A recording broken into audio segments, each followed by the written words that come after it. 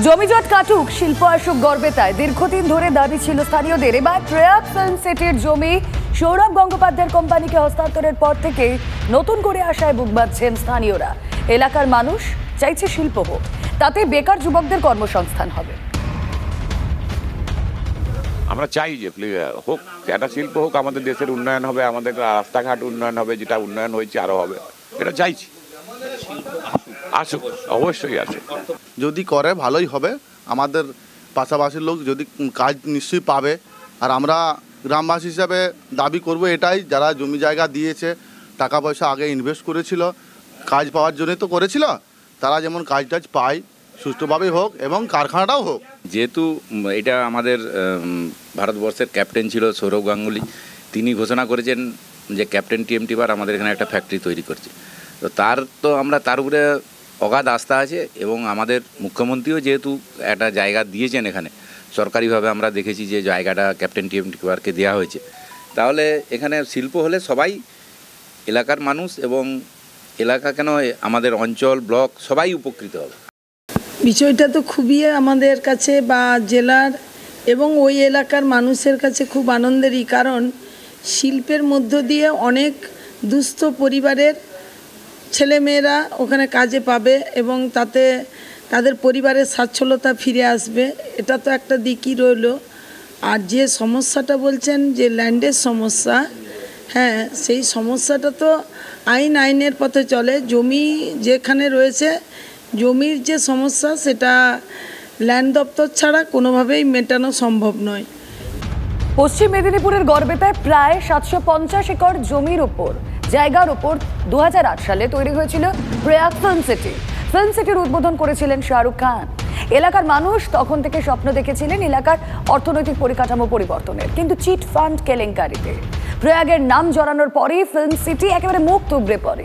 2013 সাল পর্যন্ত ঠিকমতো চললেও পরে ধীরে ধীরে বন্ধ হয়ে যায়। সম্প্রতি সৌরভ গঙ্গোপাধ্যায়ের কোম্পানিকে ফিল্ম সিটির 350 একর জমি দেওয়া হয়েছে শিল্পের জন্য। নতুন করে আশার আলো দেখছেন গড়বেতা 3 নম্বর ব্লকের মানুষজন। গড়বেতা 3 নম্বর ব্লকের বড়পাড়া এলাকায় প্রায় 750 একর জমিতে গড়ে উঠেছিল প্রয়াগ ফিল্ম সিটি, যার নাম জোড়ায় চিট ফান্ড সংস্থার সাথে। আর তারপরেই তার কাজকর্ম স্থগিত হয়ে যায়।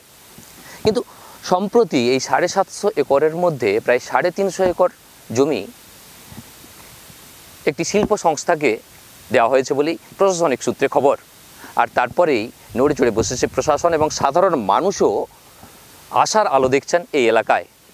ইতিমধ্যেই এই প্রয়াগ ফিল্ম সিটি যেখানে রয়েছে তার যে জায়গা, সেই জায়গা নিজেদের আয়ত্তে আনতে ইতিমধ্যে সিকিউরিটি অ্যারেঞ্জমেন্ট হয়েছে সেই শিল্প সংস্থার পক্ষ থেকে। আর তারপরে এখানকার মানুষজন নতুন করে আশার আলো দেখছেন। তারা চাইছেন যেখানে শিল্প আসুক, শিল্প আসলে এই এলাকার মানুষের অর্থনৈতিক পরিকাঠামোর পরিবর্তন হবে। আর তাই নতুন করে আশায় বুক বাঁধছেন এই গড়বেতা 3 নম্বর ব্লকের মানুষজন। ক্যামেরায় সুজয় নায়কের সাথে দেবব্রত সরকার, TV9 বাংলা, পশ্চিম মেদিনীপুর।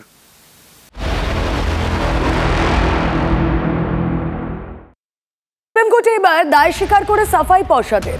SSC সুপারিশ ও পর্ষদের নিয়োগপত্রের হিসেব মেলাতে যুক্তি খাড়া করল পর্ষদ। শূন্য পদের সঠিক তথ্য পর্ষদের কাছে ছিল না, তাই বিভ্রান্তি। নবম, দশম, একাদশ, দ্বাদশের শিক্ষক নিয়োগে দুর্নীতির অভিযোগে সাফাই পর্ষদের। অনেকে সুপারিশপত্র পেয়েও স্কুলে যোগদান করেননি, ফলে সেই জায়গায় অন্য একজনকে নিয়োগ করেছে পর্ষদ। তাই একই শূন্য পদে একাধিক নিয়োগপত্র ইস্যু হয়েছে, এমনই দাবি পর্ষদের। শিক্ষক নিয়োগে দুর্নীতির অভিযোগে মামলা চলছে কলকাতা হাইকোর্ট এবং সুপ্রিম কোর্টে, এবং সেই মামলার ক্ষেত্রে বারবার নিজেদের স্ট্যান্ড পয়েন্ট পরিবর্তন করেছে SSC, এমনটাই অভিযোগ ছিল। গতকাল লিখিতভাবে সুপ্রিম কোর্টে মধ্যশিক্ষা পর্ষদ জানিয়েছে যে এই যে নিয়োগ এবং সুপারিশের মধ্যে যে গরমিল, তার কারণ হচ্ছে নিজেদের মধ্যে বোঝাপড়া না থাকা। SSCর তরফ থেকে যেটা বলা হয়েছিল, মধ্যশিক্ষা পর্ষদ কালকে সুপ্রিম কোর্টে গিয়ে জানালো যে সঠিক শূন্য পদের তথ্য না থাকার জন্যই কিন্তু এই বিভ্রান্তিকর পরিস্থিতি তৈরি হয়েছে। একই ভ্যাকেন্সিতে একাধিক সুপারিশপত্র হয়েছে, একাধিক নিয়োগপত্র হয়েছে, ফলস্বরূপ একটা বিভ্রান্তিকর পরিস্থিতি তৈরি হয়েছে। সুপ্রিম কোর্টে মধ্যশিক্ষা পর্ষদের এই যুক্তি আদৌ ধোপে টেকে কিনা সেদিকে নজর রাখতে হবে। সুমন মহাপাত্রের রিপোর্ট, TV9। পর্ষদের এই আজব সাফাই নিয়ে কে কি বলছেন বিশিষ্ট আইনজীবী বিকাশ রঞ্জন ভট্টাচার্য। শুনবো কি বলছেন বিজেপি নেতা শঙ্কর ঘোষ। শোনাবো। ওরা নতুন করে নতুন যুক্তি সুপ্রিম কোর্টে খাড়া করলে তো হবে না। যে যুক্তি ওরা প্রথম দিকে দিয়েছিলেন তথ্যের ভিত্তিতে সেটাই গ্রহণযোগ্য, এবং এটা ঘটনা যে পর্ষদ তারা স্কুল সার্ভিস কমিশনের সুপারিশের বাইরে গিয়ে নিয়োগপত্র দিয়েছেন, এর তথ্য তো আছে। সেই জায়গায় দাঁড়িয়ে ওরা নিজেদের বাঁচাবার জন্য অনেক যুক্তি খাড়া করতে পারে, তো সেটা গ্রহণযোগ্য হবে বলে মনে হয় না।